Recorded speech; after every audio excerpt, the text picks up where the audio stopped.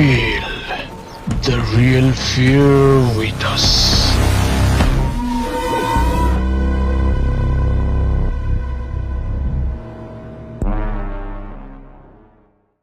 প্রিয় লিসেনার্স, আসসালামু আলাইকুম। Feel the real fear with us. সত্যিকার ভয়ের অনুভূতি পেতে আফনান হরর ওয়ার্ল্ডের সাথেই থাকুন। দেশ ও দেশের বাইরে যে যেখান থেকে আফনান হরর ওয়ার্ল্ডের আজকের হরর নাইটের 109তম এপিসোডের সাথে যুক্ত হচ্ছেন বা পরবর্তীতে হবেন, সকলকে জানাচ্ছি শুভেচ্ছা ও ভালোবাসা। আশা করি সবাই ভালো আছেন, সুস্থ আছেন।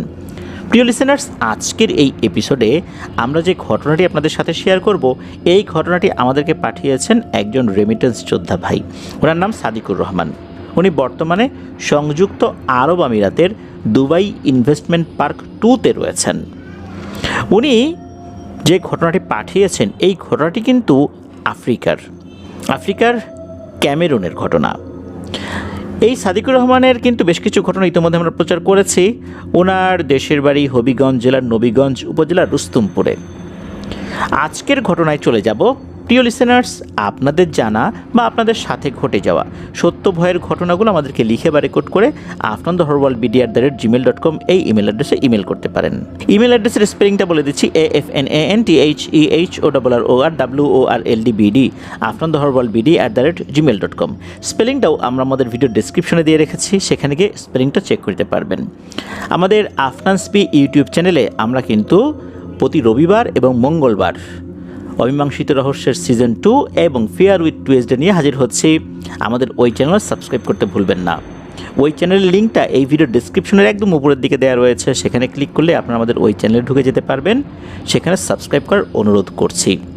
প্রিয় লিসেনার্স, এই ঘটনাটি কেমন লেগেছে, এই ঘটনাটি শোনার পর তা কিন্তু এই ভিডিওর কমেন্ট সেকশনে জানিয়ে যেতে হবে। এছাড়া আমাদের ফেসবুক পেজ আর গ্রুপ তো রয়েছে আপনাদের হরর ওয়ার্ল্ড নামে, সেখানে গিয়েও আপনারা আপনাদের মতামত জানাতে পারেন।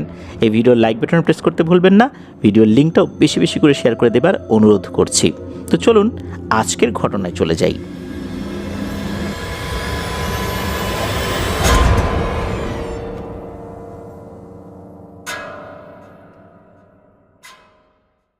প্রিয় লিসেনার্স, এই ঘটনাটি সাদিকুর রহমান ভাই সংগ্রহ করেছেন ক্যামেরুনের বাসিন্দা একজন মুসলিম, যার নাম হচ্ছে ইসহাকুল আরদি। ওনারা আগে প্রকৃতি পূজারী ছিলেন, যাদেরকে প্যাগান বলা হয়, যারা মূলত প্রকৃতি পূজারী।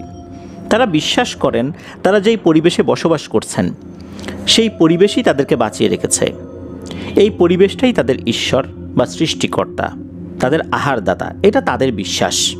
যারা কোনো একটা নির্দিষ্ট নদী থেকে মাছ ধরে জীবিকা নির্বাহ করেন, সেই নদীকে তারা ঈশ্বর মনে করে।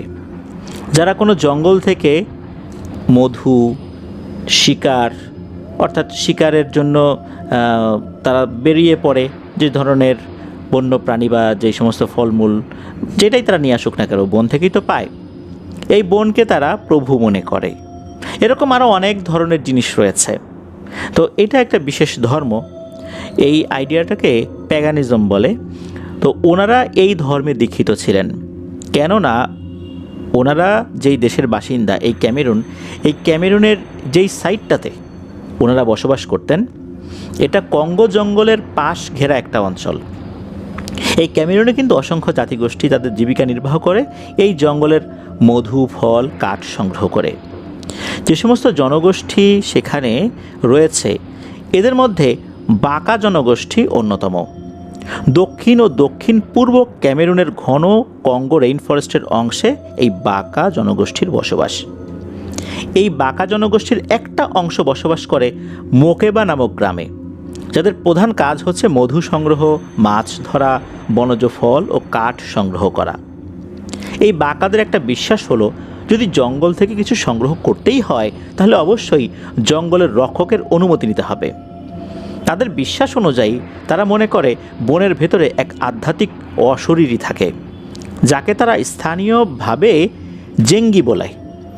অনেকে বলে যে এটা জিন শব্দ থেকে এসেছে, জিন থেকে জেঙ্গি। তাদের ভাষায় এটাকে আসলে ওইভাবে বলা হয় আর কি।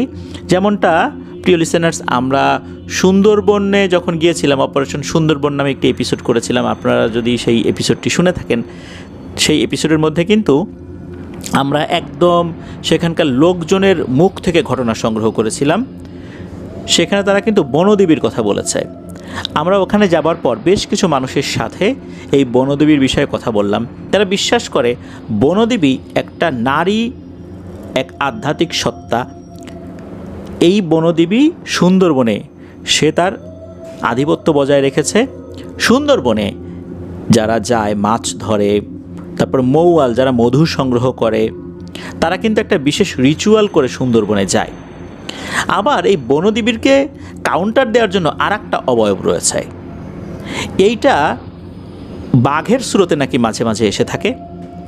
বাঘ কিন্তু মানুষকে ধরলে মানুষের রক্ত মাংস খায়, কিন্তু এই জিনিসটা বাঘের স্রোতে আসলেও মানুষকে ধরে নিয়ে গেলেও নাকি মানুষকে তারা খায় না, ডেড বডিটা ওভাবেই ফেলে রাখে। এটা কিন্তু আমরা সেখানে গিয়ে জানতে পেরেছি, এটা আপনারাও কেউ কেউ জানেন।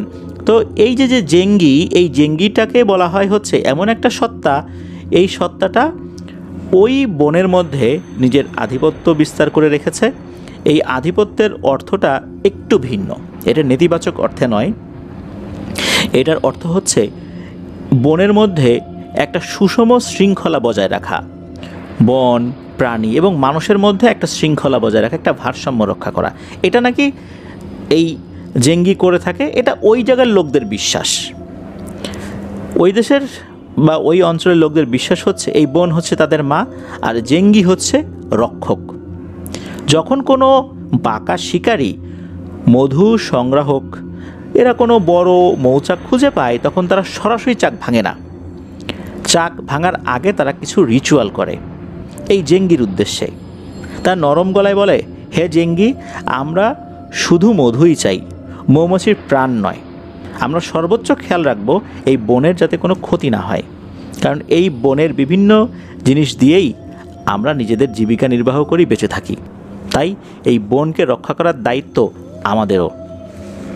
এরপর নাকি তারা ধোঁয়া জ্বালিয়ে বাতাসে ছড়িয়ে দেয়।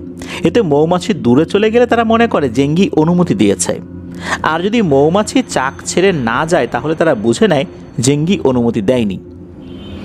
তারা বিশ্বাস করে এই যে ধোঁয়া জেঙ্গির কাছে সিগন্যাল হিসাবে যায়, তখন জেঙ্গি মৌমাছিদের একটা নির্দিষ্ট দূরত্বে নিয়ে যায়। তারপরে তারা নির্দিষ্ট এলাকা থেকে মধু সংগ্রহ করে। মধু নিয়ে যাওয়ার সময় একটু মধুমাখি রেখে যায় গাছের গোড়ায় বা পাথরের উপরে, যেন বনের রক্ষক জেঙ্গি তার অংশ নিতে পারে। এটা তাদের বিশ্বাস।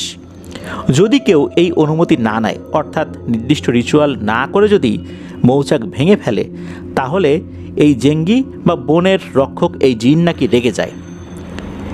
এতে দেখা যায় যে অনেকেই গাছ থেকে পড়ে আহত হয়েছে, মৌমাছির আক্রমণে প্রাণ হারিয়েছে।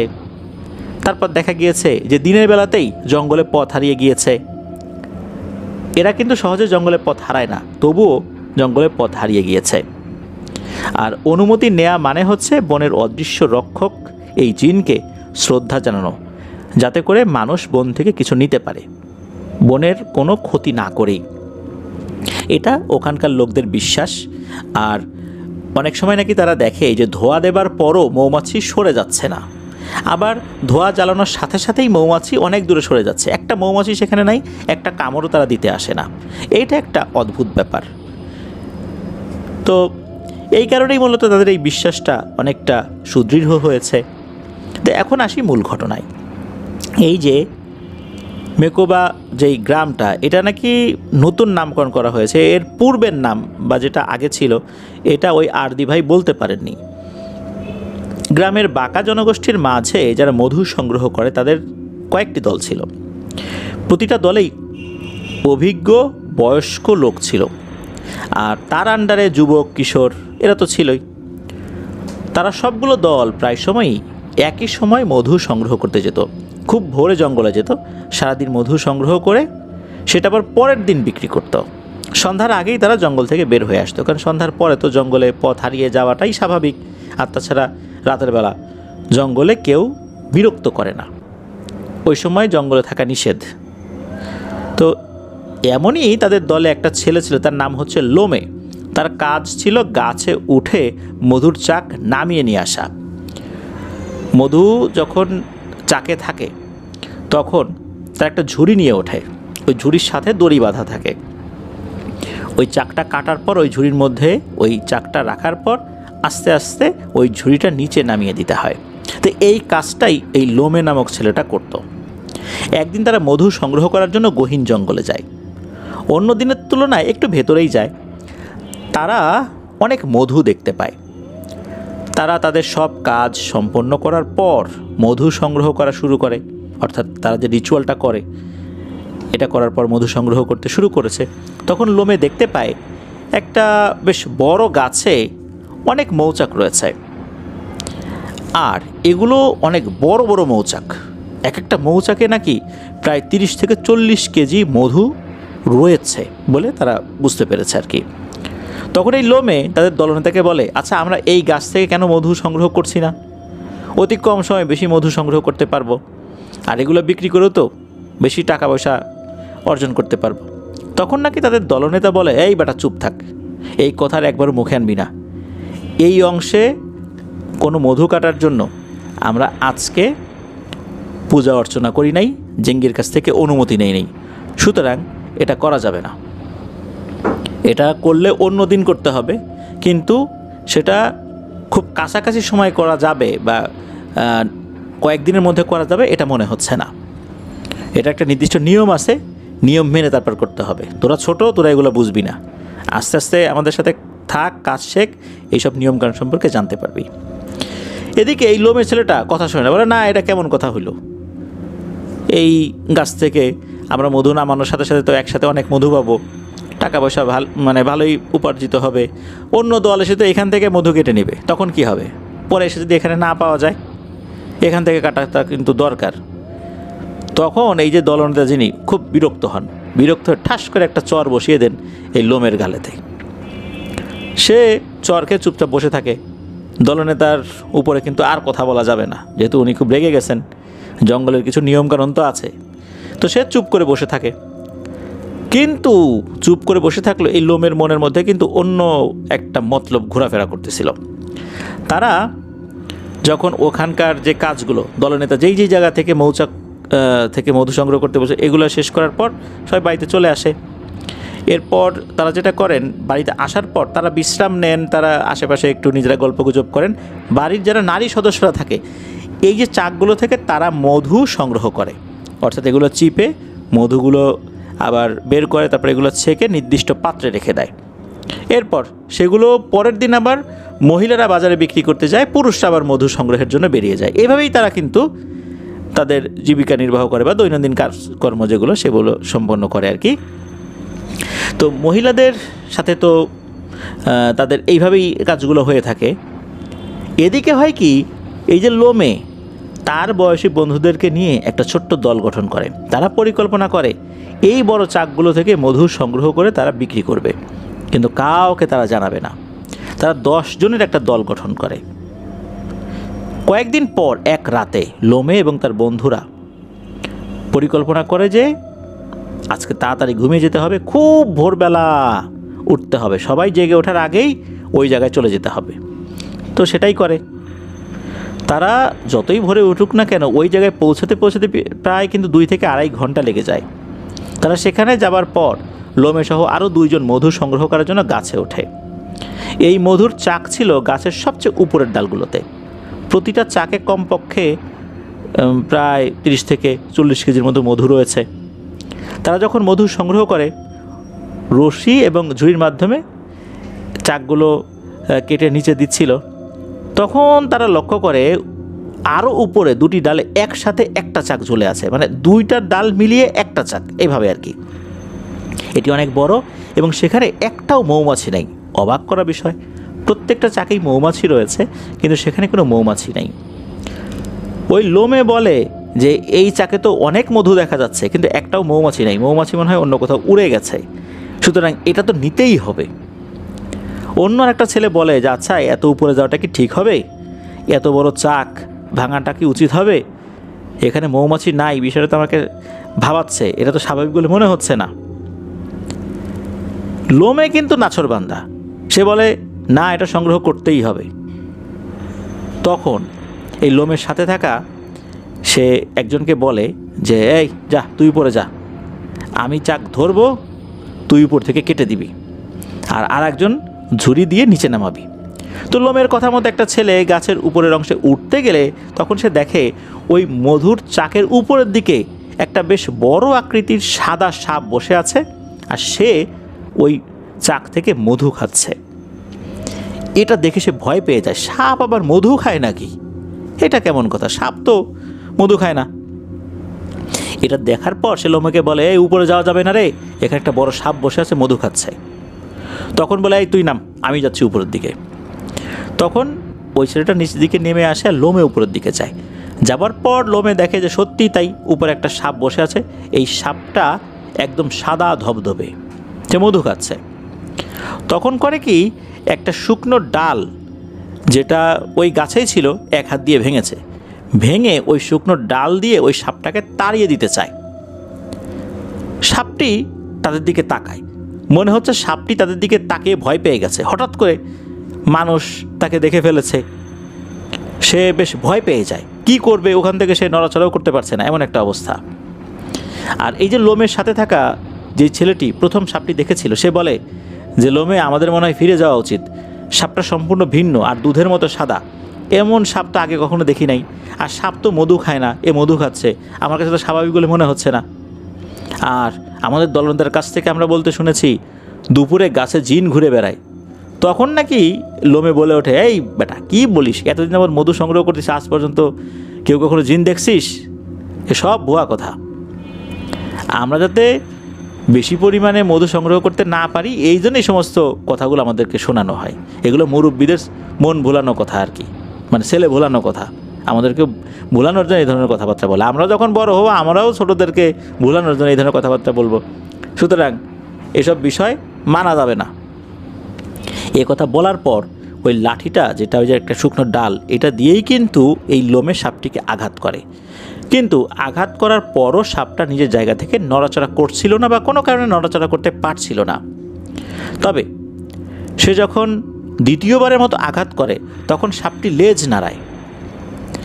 লেজ নাড়ানোর কারণে এরা বুঝতে পারে যে সাপটি এবার মনে হচ্ছে রেগে যাচ্ছে। এদিকে সাপটি কিন্তু খুব বেশি নড়াচড়াও করছে না। এই কারণে নড়াচড়া করছে না, হয়তো নড়াচড়া করলে ওই ডাল থেকে সে পড়ে যেতে পারে নিচে, এটা বুঝতে পেরেছে। আবার সে সেখান থেকে অন্য জায়গায় সরেও যাচ্ছে না। সে যেহেতু নিজেকে আসলে ওখান থেকে সরাতে পারছে না, নড়াতে পারছে না, তখন লোমে চিন্তা করলো এই একটা সুযোগ।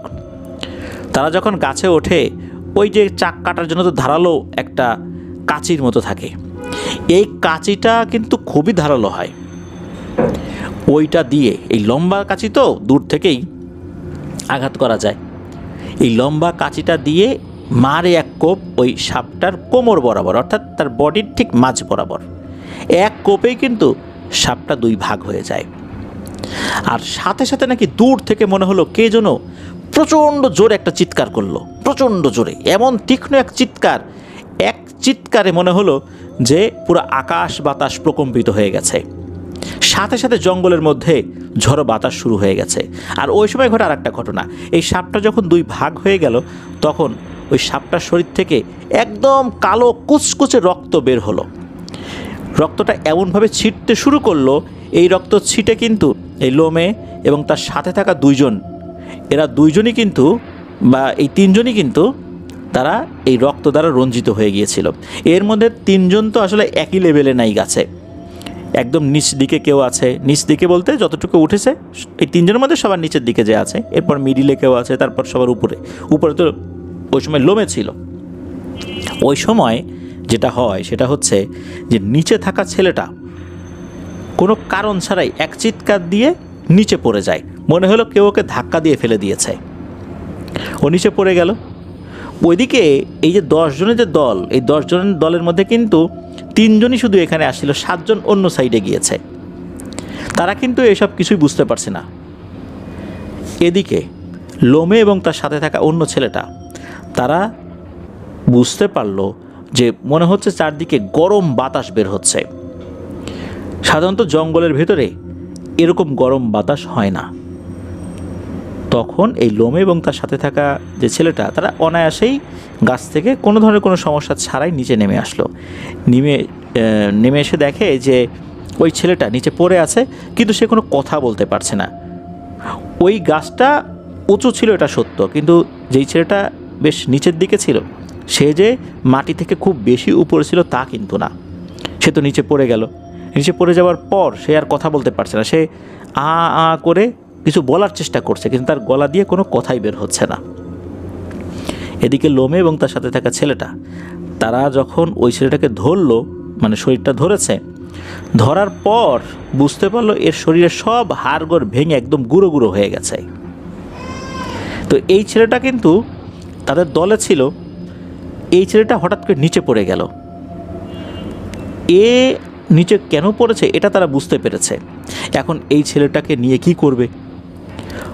তাদের যেই মৌমাছির চাক রাখার যে ঝুড়িটা, এই ঝুড়িটা কিন্তু অনেক বড় থাকে, যেহেতু অনেক মধু তারা সংগ্রহ করে, অনেক ভারী কোনো জিনিসও নিতে পারে এখানে। ওই ছেলেটাকে ওই ঝুড়ির মধ্যে বসানো হলো। এরপর এই লোমে এবং তার সাথে থাকা যে ছেলেটা আছে, এরা দুইজন মিলে এই ছেলেটাকে বাড়ির দিকে নিয়ে যাওয়া শুরু করলো। তারা যখন জঙ্গলের বাইরে যাওয়ার চেষ্টা করছিল, তখন এমন মনে হচ্ছিল যে প্রচুর বাতাস হচ্ছে। বাতাসের কারণে তাদের বাইরে যেতেও খুব কষ্ট হচ্ছে। অনেক কষ্ট করে তারা যখন বাইরে বেরিয়ে আসে, তখন দেখে তাদের সর্দার আরও কয়েকজন মানুষ নিয়ে হন্তদন্ত হয়ে এগিয়ে আসছে। আর তাদের সর্দার এই লোমে এবং তার সাথে থাকা অন্যদেরকে দেখে খুব ভয়ার্থভাবে বলে, এই তোরা কি করে এই জায়গায় আসলি? কখন আসছিস? নিশ্চয়ই তোরা এখানে এসে খুব গুরুতর কোনো অপরাধ করছিস। তখন লোমে বলে, আমরা অতিরিক্ত আয়ের জন্য মধু সংগ্রহ করতে আসছিলাম। আর আমরা গাছে ওঠার পর মধু সংগ্রহ করতে গিয়ে আমাদের সাথে থাকা ছেলেটা গাছের উপর থেকে নিচে পড়ে গেছে। তখন সর্দার বলে ওঠে, এরে লোমে, তুই কিন্তু আমার কাছে নিশ্চিত কিছু লুকাচ্ছিস। আকাশের দিকে তাকিয়ে দেখ আকাশের অবস্থা কি। তখন লোমে আকাশের দিকে তাকিয়ে দেখে ঘন কালো মেঘে আকাশ ছেয়ে গেছে, অথচ কিছুক্ষণ আগেও মনে হয়েছিল আকাশে সূর্য, কোনো মেঘ নেই আশেপাশে। তখন লোমে বলে ওঠে, এমনিতেই তো মেঘ করতে পারে। কিন্তু সর্দার বলে ওঠে, না, এই মেঘ প্রাকৃতিক মেঘ না, প্রকৃতির নিয়মে এই মেঘ হয়নি। এটা তখনই হয় যখন জেঙ্গি রাগান্বিত হয়ে যায়। তোদের কারণে আমাদের সবার ক্ষতি হয়ে যাবে রে। ওই সময় যে ছেলেটা নিচে পড়েছিল, সে কিছু একটা বলার চেষ্টা করছিল, কারণ তখন তার জ্ঞান ছিল, সে কিছু বলতে চাচ্ছিল, কিন্তু তার ভেতর থেকে কথাই বাইরে বের হচ্ছিল না। সর্দার তখন চিৎকার দিয়ে বলে, একে জেঙ্গি নিচে ফেলে দিয়েছে, এর শরীরের হাড়গুলো গুঁড়ো গুঁড়ো হয়ে গেছে। এই তোরা তাড়াতাড়ি একে বাড়িতে নিয়ে যা, আমি পরে এসে দেখি কি করা যায়। সর্দার ওই ছেলেটাকে বাড়িতে নিয়ে যাওয়ার একটু আগেই তার চারপাশে আগুন জ্বালিয়ে অল্প কিছু সময় মন্ত্র পাঠ করতে শুরু করে। উনি আশা করেছিলেন ছেলেটার মধ্যে কোনো পরিবর্তন হবে, তবে বুঝতে পারলেন পরিবর্তন হওয়ার সম্ভাবনা নেই। তখন বলে যে, আচ্ছা ঠিক আছে, ওকে নিয়ে যা, দেখি পরবর্তীতে কি করা যায়। তোরা খুব সাবধানে থাকিস, আর এই জঙ্গলের ভিতরে কি কি ঘটেছে তা আমাকে সত্যি করে বল, আমি চেষ্টা করবো সমাধান করতে। এদিকে লোমে আর তার যেই সঙ্গী, সে বলে, না তো কিছুই হয় নাই, আমরা তো মধু সংগ্রহ করতে গেছিলাম, চাক কাটতে গেছি, এই ছেলেটা নিচে পড়ে গেছে, এই তো ঘটনা। ওদিকে সর্দার লোমেকে আলাদা করে ডেকে নিয়ে জিজ্ঞেস করে যে, সত্যি করে বল, এখনও সময় আছে, তোদের শরীরে যে কালো জিনিসটা দেখছি এটা কী রে? তখন লোমে বলো, ও কিছু না, ওটা কোনো গাছের কোনো একটা কালো ফল। বলে, এটা কোন ফল? এরকম ফল তো আমি দেখি নাই। তোর বয়স বেশি না আমার বয়স বেশি? আমি তো এখানে বহুদিন ধরেই মধু কাটি, তোরা কয়দিন ধরে আসিস আমাদের সাথে? সত্যি করে বলতে এটা কি? এটা শুকিয়ে গেছে, এটা কি? মনে তো হচ্ছে এটা তরল জাতীয় কোনো জিনিস শুকিয়ে এরকম হয়েছে, বলতো এটা কি? তখন লোমে বলে, আরে না, এটা কয়লার কালি। তখন কিন্তু সর্দার বুঝতে পারে লোমে সত্যিই গুরুতর কোনো একটা তথ্য লুকাচ্ছে। এদিকে এটা নিয়ে আর কথা বাড়ালেন না সর্দার, তারা বাসায় চলে যায়। পরের দিন খুব ভোরবেলা লোমে এবং তার ওই যে 10 জনের একটা গ্রুপ তৈরি করছিল, এদের মধ্যে থেকে 7 জনকে নিয়ে আসে, 7টা ছেলে, আর তাদের পরিবারের যারা সদস্যরা ছিল আর কি, তারা দ্রুত সর্দারের বাড়িতে আসে। সর্দার তলব করেছিল, সর্দার খোঁজখবর নিয়েছিল এই লোমে কয়জনকে নিয়ে দল গঠন করছে। তো তারা এসে দেখে সর্দারের বাড়িতে সব সদস্যরা সর্দারের চারপাশে বসে আছে, আর সর্দারের শরীর রক্তাক্ত। সর্দার রক্তাক্ত, সর্দারকে কে আঘাত করলো, কে মারল? এদিকে লোমে যখন তার আত্মীয় স্বজন তার দলবল নিয়ে ওখানে আসছে, ওই সর্দার আত্মীয় স্বজনরা তো লোমেকে উদ্দেশ্য করে গালিগালা শুরু করে দেয় আর বলে তোর কারণে আজকে এই অবস্থা। ওই সময় আবার সর্দার লোমেকে কাছে ডাকে আর জিজ্ঞেস করে, এখনও সময় আছে লোমে, সত্যি করে বল গতকাল তোরা কি করছিলি, কারণ একটা ভয়ঙ্কর ঘটনা আমি প্রত্যক্ষ করছি। গত রাতে আমি ঘুমানোর প্রস্তুতি নিয়েছি, ঘরের বাতি নেভানোর সাথে সাথে হঠাৎ ঘরের মধ্যে একটা মৃদু আলো জ্বলে ওঠে। এটা যে কিসের আলো আমি বুঝতে পারিনি। ওই সময় ভয়ঙ্কর কয়েকটা অবয়ব আমার কাছে আসে। তাদের কোনো পা ছিল না, তবে মাথা ছিল। তাদের মাথায় কোনো চোখ মুখ ছিল না, তাদের চোখ মুখ ছিল তাদের বুকের উপরে। এরা এসে প্রথমে আমাকে জিজ্ঞেস করে, এতদিন যাবৎ তোরা জঙ্গলে কাঠ, মধু এই সমস্ত জিনিস সংগ্রহ করিস, আমরা কি কখনো তোদের কোনো ক্ষতি করেছি? সেভাবে তোদের জন্য আমরা আমাদের বাসস্থান ছেড়ে দিই, তোদের কোনো ক্ষতি করি নাই, তাহলে তোরা কেন আমাদের এত বড় ক্ষতি করলি? এই কথা বলেই একটা কালো অবয়ব আমাকে বেধড়ক পেটাতে শুরু করে আর বলে তোদের সবাইকে ভুগতে হবে। এই বলেই আমাকে উপরে তুলে ঘরের দেয়ালে ছুঁড়ে মারে। ঘরের দেয়াল মাটির দেয়াল ছিল, এই মাটির দেয়াল ভেঙে গিয়ে আমি বাইরে পড়ছি। এই দেখ আমার কি অবস্থা, আমার একটা হাত ভেঙে গেছে। এই কথা শোনার পর লোমে বুঝতে পারে আর কিছু লুকানো যাবে না। সর্দারের সাথে যেহেতু এই ঘটনা ঘটছে, এখন আর কিছু লুকানো মানে হচ্ছে বড় বিপদ ডেকে নিয়ে আসা। তখন লোমে জঙ্গলের সব ঘটনা খুলে বলে, ওই যে সাপের বিষয়টা সব কিছু খুলে বলে আর কি। তখন ওখানে থাকা এক তান্ত্রিক বলে ওঠে, আমার মনে হচ্ছে এটা কোনো সাধারণ সাপ ছিল না, এটা কোনো জিনের সন্তান ছিল, এই জন্যই তারা রাগান্বিত হয়ে এই কর্মকাণ্ড করতেছে। এর মধ্যেই হঠাৎ 2-3 জন দৌড়ে এসে সর্দারকে বলে, তো সর্দার একটা দল জঙ্গলে গিয়েছিল কাঠ কাটার জন্য, কিন্তু কাঠ কাটার এক পর্যায়ে হঠাৎ কোথা থেকে অদৃশ্য কিছু একটা তাদের উপর আক্রমণ করে, একজনকে সেখানেই মেরে ফেলেছে আর 2 জনের অবস্থা খুবই খারাপ। তাদেরকে বাড়িতে পৌঁছে দিয়ে তোমার কাছে বলতে আসলাম।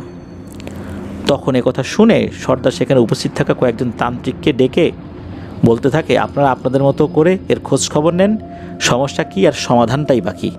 সমস্যা তো বুঝতে পারছি, কিন্তু এত গুরুতর সমস্যা কেন হচ্ছে, অপরাধ এরা করছে, অন্যদেরকে কেন আঘাত করছে, এটা তো আবার বুঝতে পারতেছি না। তখন কয়েকজন তান্ত্রিক তারা নিজেদের মতো করে তাদের তন্ত্রমন্ত্র শুরু করে, কিন্তু কোনো কাজ করতে পারছিল না। রাতে 2-3 জন তান্ত্রিক যখন তাদের নিজেদের মতো করে রিচুয়াল করে, তখন হঠাৎ কোনো একটা অদৃশ্য কিছু তাদের উপর হামলে পড়ে চড় থাপ্পড় দিতে শুরু করে আর তাদেরকে সতর্ক করে বলে, যদি বাঁচতে চাস আর গ্রামবাসীর ভালো চাস তাহলে চুপ করে বসে থাক, আর আপাতত কেউই জঙ্গলে যাবি না। এই বলে এদেরকে নাকি বেধড়ক মারতে মারতে অজ্ঞান করে ফেলে। পরের দিন সকালবেলা গ্রামের কিছু মানুষ তাদেরকে জঙ্গলে যাওয়ার সময় রাস্তায় অজ্ঞান অবস্থায় পায়। তারা তো বাসায় বসে রিচুয়াল করছিল না, বিভিন্ন জায়গায় জঙ্গলে যাওয়ার পথে বিভিন্ন জায়গায় আলাদা আলাদাভাবে করছিল আর কি। তাদের যখন জ্ঞান ফেরত আসে তখন গ্রামের মানুষকে সব কিছু খুলে বলে। প্রত্যেকের বক্তব্য এক, যদিও বা তারা আলাদা আলাদাভাবে বসেছিল আর কি। তখন গ্রামবাসী সর্দারের কাছে যায় আর বলে, তারা যদি এভাবে বসে থাকে তাহলে তো তাদেরকে না খেয়ে মরতে হবে, কারণ তাদের উপার্জনের একমাত্র মাধ্যমই হচ্ছে এই জঙ্গলটা। জঙ্গল ছাড়া তাদের উপার্জনের আর কোনো পথ নাই, তারা এই কাজ করেই খায়। তখন সবাই খেয়াল করে সবার কোনো না কোনো ক্ষতি হলেও এই লোমের কোনো ক্ষতি হয় নাই, অথচ এই লোমেই সেদিন সাপটিকে হত্যা করেছিল। আর বাকিদের সবার অবস্থায় খুব খারাপ ছিল। সবাই লোমেকে জিজ্ঞেস করলে সে বলে সে প্রতি রাতেই নাকি কিছু ভয়ঙ্কর অবয়বকে দেখে, যারা কান্না করতে করতে স্বপ্নের মধ্যে আসে, তাকে ভয় দেখায়, কিন্তু তার গায়ে হাত দেয় না, শুধু একটাই কথা বলে, তুইও এই একই কষ্ট ভোগ করবি। তারপরে নাকি তারা চলে যায়। এদিকে খবর নিয়ে দেখা যায় প্রায় প্রতি রাতেই এই অবয়বগুলো তাদের কাছে আসে যারা সেদিন লোমের সাথে গিয়েছিল, আর তাদের ভয়ঙ্করভাবে মারধর করে, তাদের শরীরের প্রতিটি অংশ ভেঙে রেখে চলে যায়। এমন একটা অবস্থা। এর মধ্যে ওই 10 জনের মধ্যে সবাই তো আর ছিল না ওখানে, কেউ কেউ আশেপাশে ছিল আর কি, এদেরও কিন্তু মৃত্যুবরণ করতে হয়েছে, হাত পা একদম ভেঙে দিয়েছে। কেউ কেউ বেঁচে গিয়েছে, একদম পঙ্গু অবস্থায় রয়েছে। এই বেঁচে থাকার থেকে মরে যাওয়াই হয়তো বা ভালো ছিল। একই গ্রামের এক বৃদ্ধ তান্ত্রিক এগিয়ে আসেন আর লোমেকে সামনে নিয়ে এক রিচুয়াল শুরু করেন। কিছুক্ষণের মধ্যেই চারপাশ অন্ধকার করে এক বিশাল ঝড় মনে হচ্ছে এগিয়ে আসছে। এমন মনে হচ্ছিল জঙ্গলের সব গাছপালা উঠে চলে আসছে। তখন কিছু ভয়ঙ্কর আকৃতির সাপ তাদের সামনে চলে আসে। এটা দেখে অনেকেই ভয় পেয়ে দৌড়ে পালিয়ে যায়। তান্ত্রিক যখন জিজ্ঞেস করে যে এই সমস্ত ক্ষতি এরা কেন করছে, তখন এই সাপ যেগুলো আসে এরা কিন্তু মানুষের মতো কথা বলতে থাকে। তখন এই সাপগুলোর মধ্যে একটা সাদা কালো রং মিশ্রিত সাপ মানুষের মতো কথা বলতে শুরু করে। তার মাথায় নাকি একটা উজ্জ্বল মণি ছিল। এই মণিটা ছিল লাল এবং সবুজের মিশ্রণ। তখন সেই সাপটি বলে, আমার ছোট ছেলে, যার বয়স তোদের সন্তানদের দিকে যদি তাকানো যায় 3 বছরের বাচ্চা যেরকম হয় ওই রকম, সে মধু খেতে খুব পছন্দ করে।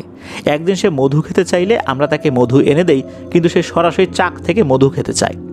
তখন আমরা তাকে জঙ্গলের উঁচু একটা গাছের সবচাইতে উপরের ডালে যে মৌচাকটা আছে ওই মৌচাকের কাছে যাই, আর সেখান থেকে মৌমাছিদেরকে কিছু সময়ের জন্য দূরে সরে যেতে বলি। ওরা আমাদের তো সিগন্যাল বুঝতে পারে, ওরা সরে চলে যায়। এরপর মধু খেতে দেই, ওই সময় এরা ওখানে চলে আসে। আর সব সময় এই জঙ্গলে যারা মধু কাটতে আসে তারা কিন্তু একটা নির্দিষ্ট পূজা করে মধু কাটা শুরু করে। যেহেতু কেউ ওই সময় কোনো আনুষ্ঠানিকতা করেনি, তাই আমরা নিশ্চিত ছিলাম যে কেউ মধু সংগ্রহ করার জন্য এখানে আসবে না। আজ পর্যন্ত কেউ তো এরকম করেও নাই, কিন্তু এরাই এই কাজটা করছে। ওই সময় আমরা বাচ্চাটাকে রেখে একটু দূরে চলে গেছি অন্য একটা কাজে। হঠাৎ আমার ছেলের মৃত্যুর খবরটা শুনতে পাই। দূর থেকেই আমরা চিৎকার দেই। এসে দেখি এরা আমার ছেলেকে হত্যা করেছে। তখন তান্ত্রিক বলে, এরা তো জেনে শুনে হত্যা করেনি। তখন নাকি ওই জিনটা বলে, এদের বোঝা উচিত ছিল এই ধরনের সাপ নতুন, আর ওদের সাথে একটা ছেলে তো বলেছিল এটা স্বাভাবিক কোনো সাপ না, তারপরও এরা তাকে হত্যা করেছে। তান্ত্রিক জিজ্ঞেস করে, হত্যা করেছে তো লোমে, কিন্তু অন্যদের উপর কেন অত্যাচার করা হচ্ছে, অন্যদেরকে কেন মেরে ফেলা হচ্ছে? সাপটি বলে, প্রথমত সেদিন লোমের সাথে যারা ছিল তারা সবাই অপরাধী, আর সর্দার হিসাবে সে তার দায় এড়াতে পারে না, এই জন্য এর সকল দায়ভার সর্দারকেও নিতে হবে। আমি সর্দারকে নিষেধ করেছিলাম কেউ যেন জঙ্গলে না যায়, তারপরেও এরা জঙ্গলে গিয়েছে। সেখানে আমার অনুগত জিনেরা ছিল, তারাই মূলত এদের উপর আক্রমণ করেছে। আর লোমেকে আমি কোনো ক্ষতি করব না, তবে সময় মতো লোমে তার শাস্তি ভোগ করবে। যে কষ্ট আমরা পেয়েছি সে কষ্ট ওকেও ভোগ করতে হবে। তান্ত্রিক যখন তাদের অনেক অনুরোধ করতে শুরু করে, এই মানুষগুলো যদি জঙ্গলে না যায় তাহলে না খেয়ে মারা যাবে, এভাবে অনুরোধ করতে শুরু করে। আরও বলে, এরা ভুল করেছে, মাফ করে দেন, এরা তো আমাদের মতো বয়স্ক না, বয়স্করা তো কেউ এই কাজ করেনি, এরা তো অল্প বয়স্ক। অনেক আকুতি মিনতি করার পর এক পর্যায়ে সাপটি বলে, আচ্ছা ঠিক আছে, আমরা তাদের আর কোনো ক্ষতি করব না, তারা তাদের কাজ করুক, তবে এরা জঙ্গলের উত্তর দিক ছাড়া বাকি 3 দিকে কাজ করতে পারবে। যদি কেউ ভুল করে উত্তর দিকে যায় তাহলে তাকে আর কখনোই খুঁজে পাওয়া যাবে না, এটাও বলে দিয়ে গেলাম। তখন তান্ত্রিক তার কথা মেনে নেন। তান্ত্রিক বলেন, লোমকে মাফ করে দেন। তখন না কেউ সাপটি বলে ওঠে, তুমি বৃদ্ধ মানুষ, এই জন্য তোমার ডাকে সাড়া দিয়ে কিন্তু আসছি, শুধু তোমার সম্মানে তোমার কথা মেনে নিছি। সেদিন যারা মধু সংগ্রহ করতে গিয়েছিল তারা বাদে যাদের উপর আক্রমণ করা হয়েছে, যারা আহত হয়েছে, তাদের সবাইকে আমরা যথাসম্ভব সুস্থ করে দেব। আর লোমের কোনো ক্ষতি করি নাই, তার কোনো ক্ষতি করব না সরাসরি, কিন্তু সে তার শাস্তি ভোগ করবেই। এই বলেই নাকি তারা অদৃশ্য হয়ে যায়। তখন তান্ত্রিক সবাইকে সব কিছু বুঝিয়ে দেন আর লোমকে বলেন সাবধানে থাকার জন্য। কিছুদিনের মধ্যে সবাই মোটামুটি সুস্থ হয়ে যায়। অবাক করা বিষয় হলো, যাদের হাড়গোড় ভেঙে গিয়েছিল তারা কাকতালীয়ভাবে নাকি পুরোপুরি সুস্থ হয়ে যায়। তবে প্রথম যে ছেলেটি গাছ থেকে পড়ে গিয়েছিল সেই ছেলেটা আর সুস্থ হয়নি। সে প্রায় 2 বছর ধুকে ধুকে বেঁচেছিল। সে মাঝে মাঝে তার মাকে বলতো তাকে মেরে ফেলতে, কারণ সে কথা বলার শক্তি একটা সময় ফিরে পেয়েছিল। সে কথা বলা আর মাথা নাড়ানো ছাড়া কিছুই করতে পারতো না। আর বাকিদের কিছু কিছু সমস্যা রয়ে যায়, ওই দলে যারা ছিল, যারা ওই সময় গাছের নিচে ছিল না কিন্তু অন্য সাইডে ছিল, তাদের কিছু কিছু সমস্যা রয়ে যায় আর কি। এই ছেলেটা 2 বছর পর মারা যায়। সে খুব কষ্ট পেত, এই জন্য তার মাকে বলতো কুড়ুল দিয়ে একটা কোপ দিয়ে তাকে যেন মেরে ফেলে তার মা। আর কষ্ট সে সহ্য করতে পারতেছে না। এদিকে লোমে কিন্তু একদম সুস্থ স্বাভাবিক, সে বাস্তবে ভয়ও পাচ্ছে না, এমনি স্বপ্নের মধ্যে কিছু দেখেছিল। আর এই যে সাপের সাথে যখন মিউচুয়াল হয়ে গেল তখন কিন্তু সে স্বপ্নও আর দেখে না। এই ঘটনার পর প্রায় 5 বছর কেটে যায়, সব কিছু স্বাভাবিক হয়ে যায়। 5 বছর পর লোমে বিয়ে করে। বিয়ের প্রথম রাত থেকে তার স্ত্রীর সাথে কিছু অস্বাভাবিক ঘটনা ঘটতে শুরু করে। বিয়ের ঠিক পরের দিন সকালবেলা ঘুম থেকে উঠে লোমের স্ত্রী বলতে থাকে যে সে নাকি একটা অদ্ভুত স্বপ্ন দেখেছে। স্বপ্নে দেখে 2 থেকে 3 জন মানুষের মতো কিছু একটা আসছিল, তাদের চেহারা অস্বাভাবিক। তারা নাকি এসে এই লোমের স্ত্রীকে প্রথমে নাকি স্বাগতম জানায়, আর তারা বলে যে শোনো মেয়ে, তুমি নিজের খেয়াল রাখবা, কারণ তুমি আমাদের জন্য খুবই গুরুত্বপূর্ণ। এই কথা বলার পর নাকি লোমের স্ত্রীকে একটা সাদা কাপড় পরিয়ে দেয় এবং পরিয়ে দেওয়ার পর কিছু রিচুয়াল করে, অদ্ভুত এক ভাষায় রিচুয়াল করে, যেটা ওখানকার লোকাল ল্যাঙ্গুয়েজ ছিল না। আর ওই সময় নাকি লোমে দূর থেকে দাঁড়িয়ে সব কিছু দেখছিল কিন্তু কাছে আসে নাই, এটা কিন্তু স্বপ্নের মধ্যে হচ্ছে। তো এই ঘটনাটা খুলে বলে সকালবেলায়, মানে বিয়ের যে রাতটা চলে গেল পরদিন সকালবেলায়। এরপরে এক রাতে লোমের স্ত্রী কান্না করতে করতে চিৎকার দিয়ে ঘুম থেকে জেগে ওঠে। লোমেও উঠে জিজ্ঞেস করে যে কী হয়েছে। তখন লোমের স্ত্রী বলে যে সেই মানুষগুলো নাকি আজ আবার এসেছিল। এই মানুষগুলো নাকি এই লোমের স্ত্রীর পেট কেটে পেটের ভেতর থেকে কিছু একটা বের করে তারা খেতে শুরু করেছে। আর তারা বলতে চিন্তা করিস না, এটা ঠিক হয়ে যাবে। প্রতিনিয়তই কিন্তু এই সমস্ত ঘটনা ঘটতে থাকে লোমের স্ত্রীর সাথে। এক সন্ধ্যায় লোমের স্ত্রী বাড়ির পেছনে কোনো একটা কাজের জন্য যায়। তখন সে দেখে বাড়ির উত্তর পাশ থেকে কয়েকজন মহিলা তাকে ডাকছে। দেখতে তারা স্বাভাবিকই ছিল, অন্যান্য 8-10টা মহিলার মতোই। সে তাদের ডাকে সাড়া দিয়ে যায়। হঠাৎ তার মনে পড়ে উত্তর দিকে তো যাওয়া নিষেধ, কিন্তু সে কিন্তু নিজেকে আটকাতে পারছে না। একটা পর্যায়ে সে তাদের কাছে চলে যায় একটা অদৃশ্য শক্তির টানে। এদিকে এই যে সমস্ত মহিলারা তাকে ডাকছিল তারা নাকি লোমের স্ত্রীকে মাটিতে শুইয়ে দেয়। তখন নাকি এদের চেহারাও পরিবর্তন হয়ে যায়, খুব ভয়ঙ্কর আকার ধারণ করে। লোমের স্ত্রী দেখে এই অবয়বগুলো তার চারপাশে ঘুরে ঘুরে অজানা এক ভাষায় কিছু পড়ছে। তখন সে সেখানেই চিৎকার করে জ্ঞান হারিয়ে ফেলে। পরের দিন সকালবেলা তার জ্ঞান আসে। তখন সে দেখে তার পাশে লোমে আর লোমের মা বাবা বসে আছে। তখন লোমে বলে যে তুমি আসলে কোথায় গেছিলা? তুমি হঠাৎ করে ঘরের দরজায় এসে চিৎকার করে অজ্ঞান হয়ে গেলা। তখন লোমের স্ত্রী বলে ঘরের দরজায়? আমি তো জঙ্গলের উত্তর দিকে গেছিলাম, সেখানে এই ঘটনা ঘটছিল, এরপর তার কিছু মনে নাই। এদিকে লোমে বলে যে তার স্ত্রী নাকি ঘরের দরজার কাছে এসে চিৎকার দিয়ে অজ্ঞান হয়ে পড়ে গেছে। তারা দরজা খুলে দেখে লোমের স্ত্রী বাইরে অজ্ঞান হয়ে পড়ে আছে। এই হলো লোমে এবং তার মা বাবার বক্তব্য। আর লোমের স্ত্রীর বক্তব্য কিন্তু আলাদা।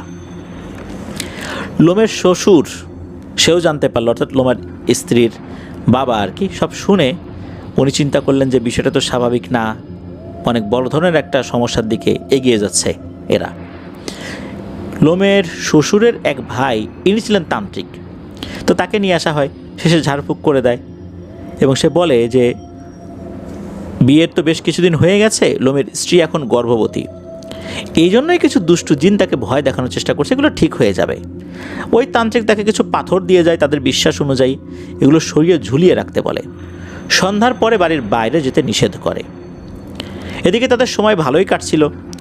লোমের স্ত্রী লক্ষ্য করে সে যদি কোনো আঘাতপ্রাপ্ত হতে যায়, যেমন হোঁচট খেয়ে পড়ে যাবে ভাব, মনে হচ্ছে এমন সময় কোনো অদৃশ্য শক্তি তাকে ধরে ফেলে। রাতে ঘুমালে সে এখন স্বপ্নে দেখতে শুরু করে কয়েকজন নারী এসে তাকে খুব পুষ্টিকর ফলমূল খাবার এগুলো খাওয়ায়। আর সে ঘুম থেকে উঠে সেই খাবারের স্বাদ মুখে বুঝতে পারে। এই ঘটনাগুলো সে প্রথমে কারোর সাথে শেয়ার না করলেও এক রাতে ঘুমানোর সময় লোমের সাথে শেয়ার করে। তখন লোমে বলে এখন সে গর্ভবতী হওয়ার কারণে তার অনেক কিছুই খেতে মন চায়, এই জন্য হয়তো এরকম স্বপ্ন দেখে। আর তাছাড়া লোমে বলে যে সে তো কিছু জিনিস এনে দেয়, সব কিছুই যে এনে দিতে পারে তা না, হয়তোবা যেগুলো এনে দিতে পারে না সেগুলোই সে হয়তোবা স্বপ্নের মধ্যে এগুলো দেখে। লোমে তো তার সামর্থ্য অনুযায়ী এনে দেয় আর কি। যাই হোক, লোমে যখন এই কথা বলে, এই কথার পরে লোমের স্ত্রী আর কিছু বলেনি। সে চিন্তা করে এগুলো মনে হয় আমার কল্পনাই। কিন্তু ঘুম থেকে উঠে এগুলো স্বাদ সে কিভাবে অনুভব করে। ওই রাতে তো লোমের স্ত্রী ঘুমিয়ে যায়। ওই রাতেই ঘুমের মধ্যে স্বপ্নে সে দেখে যে এই মহিলাগুলো এসেছে, তাদের হাতে অনেক খাবার, কিন্তু এই খাবারগুলো তারা লোমের স্ত্রীকে দিচ্ছে না। বলছে, তোমাকে তো মানা করা হয়েছিল যে কাউকে এই বিষয়ে না বলার জন্য, তুমি কেন তোমার স্বামীকে বলেছ? তখন লোমের স্ত্রী তাদের কাছে মাফ চায় এবং বলে কাউকে সে আর কিছুই বলবে না। এদিকে এত কিছু হয়ে যাচ্ছে, লোমের স্ত্রী সে কিন্তু আর নতুন করে কাউকে কিছু বলছে না। এদিকে পরিবারের সদস্যরা এমন কোনো সমস্যা ফেস করছে না যাতে করে মনে হতে পারে যে লোমের স্ত্রীকে কোনো তান্ত্রিক বা ওঝার কাছে নিয়ে যাওয়া প্রয়োজন। এমনকি এই বিষয়গুলো নিয়ে তারা নিজেরাও নিজেদের মধ্যে আলোচনা যেহেতু করছে না, বাইরের কেউ জানতেও পারেনি, তাদের আত্মীয় স্বজনরাও জানতে পারেনি। লোমের স্ত্রী কিন্তু সেও এই যে মানা করা হয়েছে যেহেতু, সে নতুন করে যাই ঘটুক না কেন, স্বপ্নের মধ্যে যাই ঘটুক না কেন, সে কিচ্ছু বলে না। তো এভাবে দেখতে দেখতে সময় পার হয়ে যাচ্ছে। একটা সময় লোমের স্ত্রী সে 2টি সন্তানের জন্ম দেয়, যমজ বাচ্চা, একটা ছেলে একটা মেয়ে। তাদের শরীর স্বাস্থ্য খুব ভালো ছিল, এমনিতে কোনো ধরনের গর্ভকালীন জটিলতাও যেরকম লোমের স্ত্রী ফেস করেনি। সন্তান ভূমিষ্ঠ হওয়ার পরও সন্তানদের মধ্যে কোনো রোগ বালাই ওভাবে দেখা যাচ্ছিল না, একদম স্বাভাবিকই ছিল সব সময়। কিছুদিন পরে এক রাতে লোমে কোনো এক কাজে রাতে বাসায় আসেনি। লোমের স্ত্রী তার সন্তানদেরকে নিয়ে ঘুমিয়ে আছে। হঠাৎ সে দেখে সেই মহিলাগুলো এসেছে, আর এই সন্তানদেরকে কোলে নিয়ে তারা দেখছে। তারা নিজেরা বলছে, মানে তাদের ভাষায়, ওখানকার যে লোকাল ল্যাঙ্গুয়েজ আর কি, এটা হলো প্রথম মাস, এই বলে তারা চলে যায়। লোমের স্ত্রী মনে করেছিল যে তারা তাকে কিছু খাবার দিয়ে যাবে, কিন্তু না, কোনো খাবার কিন্তু দিল না। স্বপ্নের মধ্যে কিন্তু এই জিনিস এটা দেখলো। অন্যান্যবার স্বপ্নের মধ্যে তাকে খাবার দিয়ে যেত, কিন্তু এবার খাবার দিল না, বাচ্চাদেরকে কোলে নিয়ে বলল এটা হলো প্রথম মাস। এরপর কিন্তু 3 বছর চলে যায়। এর মধ্যে লোমের স্ত্রী সেভাবে তেমন কোনো স্বপ্ন আর দেখেনি। লোমের আর একটা সন্তানের জন্ম হয়। তো যমজ সন্তানের মধ্যে একজন তো ছিল ছেলে সন্তান, আর একজন মেয়ে। তো পরে আর একটা সন্তান তো হয়েছে। তো লোমে আবার এই যে যমজ সন্তানের মধ্যে যে ছেলে সন্তান, এই ছেলেকে খুব আদর করত। এক রাতে ঘুমিয়ে আছে তারা, লোমের বড় মেয়ে চিৎকার করতে শুরু করে। যমজ সন্তানদের মধ্যে প্রথমে হয়েছিল কিন্তু মেয়ে, বড় মেয়ে চিৎকার করতে শুরু করে। তখন লোমের ঘুম ভেঙে গেলে লোমে দেখলো তার মেয়ে তার বুকের সাথে লেগে আছে, চোখ বন্ধ করে চিৎকার করছে, মনে হচ্ছে সে কোনো কিছু দেখে ভয় পেয়েছে। লোমে তার মেয়েকে কোলে নিয়ে জিজ্ঞেস করে যে কি হয়েছে। তখন তার মেয়ে বলে যে বাবা, অনেক বড় একটা সাপ আমাদের ঘরে এসেছে, সে হা করে আমাকে খেতে চায়। তখন লোমে বলে, হয়তো তুমি স্বপ্ন দেখেছো, তো স্বপ্ন দেখে ভয় পেয়েছো, কিছু না। কিন্তু এত কিছু যে হয়ে যাচ্ছে, লোমের স্ত্রী চোখ বড় করে শুয়ে আছে বিছানার উপরে, মনে হচ্ছে সে চোখ বড় বড় করে শুয়ে আছে, তার মুখটা হা করা। এই যে মেয়েটা কান্নাকাটি করলো, লোমে উঠে গেল, মেয়ের সাথে কথা বলছে, তার স্ত্রী কিন্তু নড়াচড়া করছে না, একদম নিশ্চুপ হয়ে শুয়ে আছে। লোমে তার স্ত্রীর দিকে তাকিয়ে দেখলো তার স্ত্রীর অবস্থা। সে তখন প্রথমে তাকে ধাক্কা দিয়ে জাগানোর চেষ্টা করলো। কয়েকবার ধাক্কা দিতেই লোমের স্ত্রী হঠাৎ করে খুব জোরে একটা নিঃশ্বাস নেয়, আর চিৎকার করে ওঠে।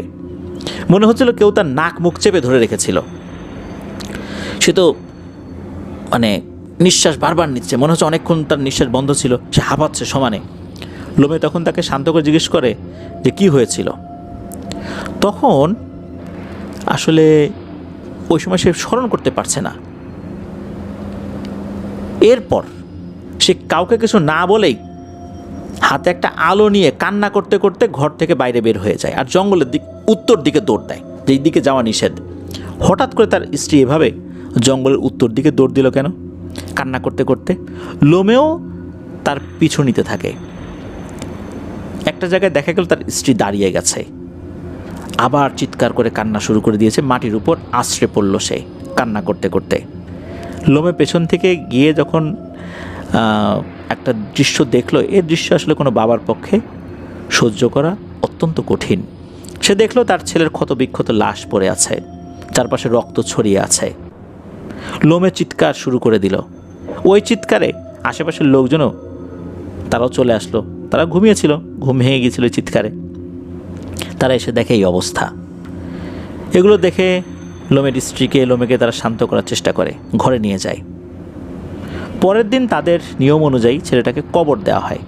কবর দেওয়ার পর বিকেলের দিকে লোমের স্ত্রী সে একটা ভয়ঙ্কর তথ্য দেয়। লোমের স্ত্রী বলে যে রাতে তো উনি ঘুমিয়েছিলেন, তখন হঠাৎ করে তার গায়ে নাকি পিচ্ছিল কোনো কিছুর স্পর্শ লাগে। এরপর তার নাকি ঘুম ভেঙে যায়। তো উনি দেখে যে তার ঘর আলোকিত হয়ে আছে, আর 2-3টা সাপ, যাদের শরীরের কিছু অংশ সাপ আবার কিছু অংশ শেয়াল আর মানুষের মতো মিশ্র একটা ভয়ঙ্কর আকার, একটা ভয়ঙ্কর অদ্ভুত প্রাণী। তো উনি দেখে যে হঠাৎ আরেকটি ভয়ঙ্কর সাপ ঘরে প্রবেশ করে।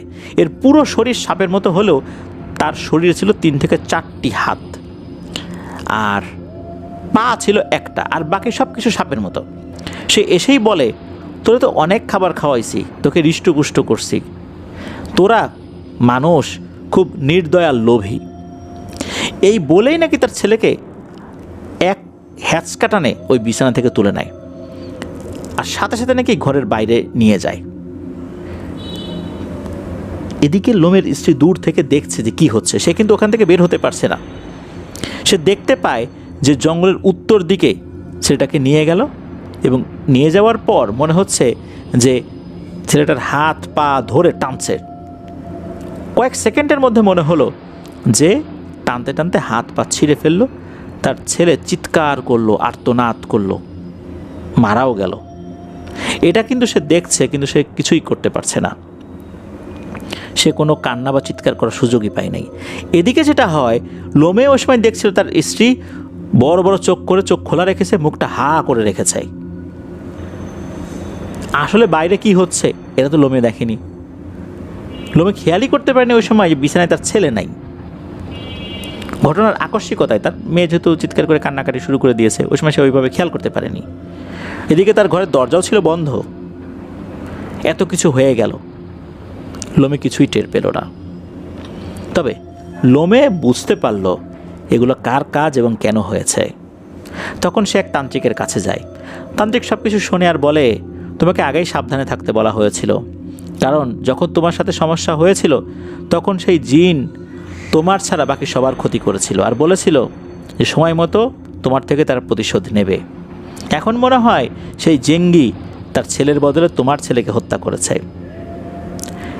কথা বলার পর ওই তান্ত্রিক কিছু ঝাড়ফুঁক করে এবং রাতের লোমের বাড়িতে এসে একটা যজ্ঞের আয়োজন করে। এই যে ঘটনাটি যিনি দিয়েছেন আরদি ভাই, উনি লোকাল কিছু ওয়ার্ড ইউজ করেছেন। মানে এই ঘটনা তো পুরোটাই আসলে ওখানকার লোকাল ল্যাঙ্গুয়েজ, আমরা বোঝার সুবিধার্থে বাংলায় বলছি। তো উনি ওখানকার লোকাল কিছু রিচুয়ালের নাম বলেছেন, যেমন এনগোমা, এন্ডোকি, এরকম কিছু শব্দ বলেছেন, যেগুলো ওখানকার একটা যজ্ঞ আর কি, বা পূজা। এটার অর্থ কি এটা আসলে জানা যায়নি।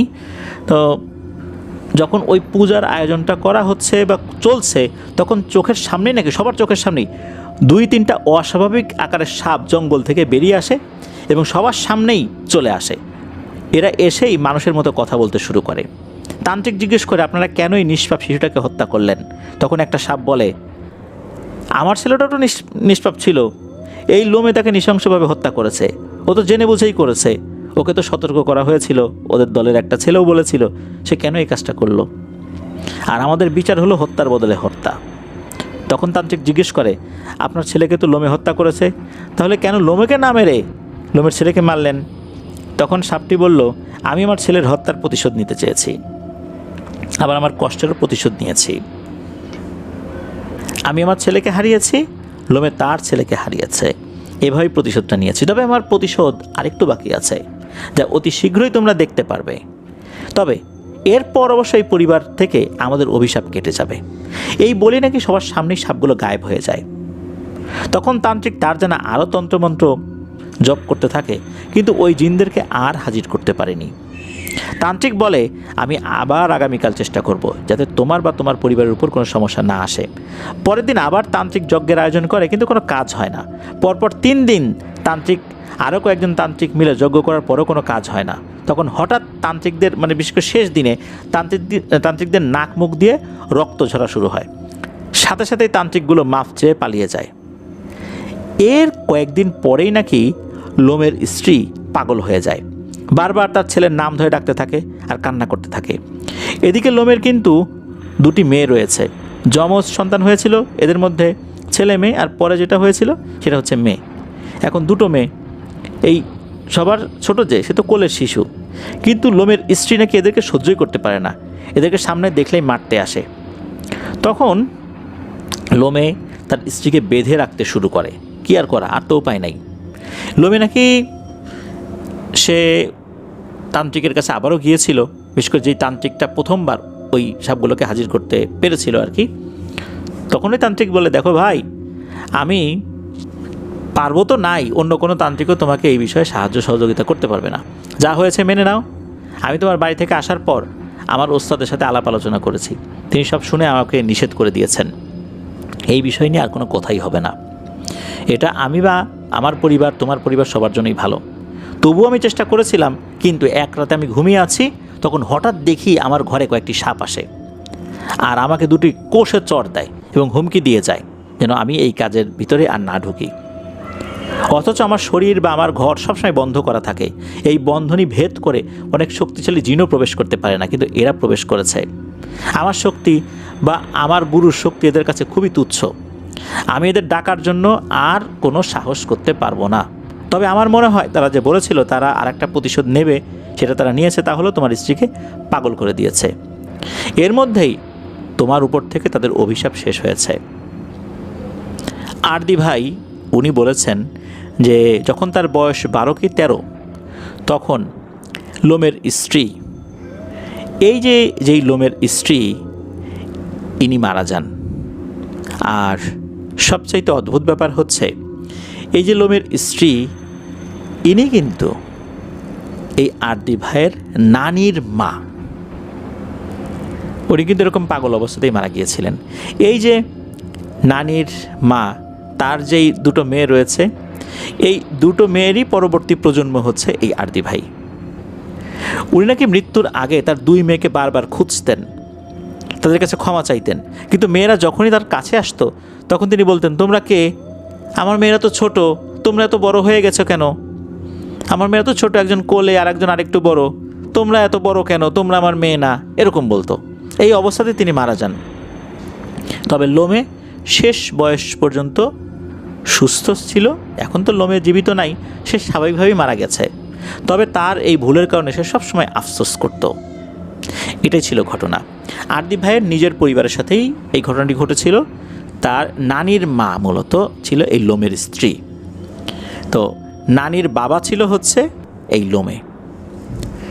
প্রিয় লিসেনার্স, এই যেই জঙ্গলকেন্দ্রিক ঘটনা, সুন্দরবনেও কিন্তু এই ধরনের ঘটনা রয়েছে, আমরা বিভিন্ন সময় শুনেছি। এটা নিয়ে অনেকে উপন্যাসও লেখার চেষ্টা করেছেন। তবে জঙ্গলে যে জিন থাকে এটা সত্য। জিনেদের যে সমস্ত জায়গায় অবাধ বিচরণ রয়েছে তার মধ্যে জঙ্গল একটা। আমাদের যেই সুন্দরবন, এখানে তো এরকম ঘটনা শোনাই যায়। তাহলে চিন্তা করুন যে আফ্রিকার যেই rain forest, Amazon, Congo rain forest, এগুলোতে তো এই ঘটনা থাকবে, এটাই স্বাভাবিক। প্রিয় লিসেনার্স, আশা করছি ঘটনাটি আপনাদের কাছে ভালো লেগেছে। প্রিয় লিসেনার্স, আপনাদের সবাইকে ধন্যবাদ জানাচ্ছি ধৈর্য ধরে পুরো ঘটনাটি শোনার জন্য। আমি কোনো ভয়েস আর্টিস্ট নই, সাধারণ একজন মানুষ, সাধারণভাবে ঘটনা উপস্থাপন করি। আমার বলায় ভুল হয়, উচ্চারণে ভুল হয়, আমার এই অক্ষমতা ক্ষমা সুন্দর দৃষ্টিতে দেখবেন। ঘটনা যিনি পাঠিয়েছেন সাদিকুর রহমান ভাইকেও ধন্যবাদ জানাচ্ছি। আশা করি আপনার কাছ থেকে আরও অনেক অনেক ঘটনা ইনশাল্লাহ আমরা পাবো। আমাদের প্রবাসী ভাইদের কাছে সবসময় আমরা কৃতজ্ঞতা জ্ঞাপন করি, কেননা ওনারা এই দূর দেশ থেকে আমাদের ঘটনাগুলো শোনেন। ওনাদের যে সময়টা, এই সময়টা কাটানোর চেষ্টা করেন ছোট্ট একটা বিনোদনের মাধ্যমে। যখন কাজ করেন তখন আফনান দ্য হরর ওয়ার্ল্ড শুনতে থাকেন, যখন ঘুমানোর সময় মনে হয় যে এখন আফনান দ্য হরর ওয়ার্ল্ড একটু শুনি, তখন তারা শুনতে থাকেন। এভাবেই কিন্তু পৃথিবীর বিভিন্ন আনাচে কানাচে আফনান দ্য হরর ওয়ার্ল্ড প্রতিনিয়তই বেজে চলেছে। আমরা ঘটনার মাধ্যমে বিভিন্ন মেসেজ দেওয়ার চেষ্টা করে থাকি। সব ঘটনায় যে ক্লিয়ার মেসেজ থাকে তা না, তবে অনেক ঘটনাই কিন্তু থাকে, আর এটাই আমাদের মেইন উদ্দেশ্য। প্রিয় লিসেনার্স, আজকের এপিসোড এ পর্যন্তই। Fear with Tuesday after be, যেটা হবে আসছে মঙ্গলবার, শোনার আমন্ত্রণ জানিয়ে বিদায় নিচ্ছি। সবাই ভালো থাকবেন, সুস্থ থাকবেন, আমার জন্য দোয়া করবেন, আমার পরিবারের জন্য দোয়া করবেন, আপনাদের জন্য দোয়া রইল, আপনাদের পরিবার প্রত্যেকের জন্য দোয়া রইল।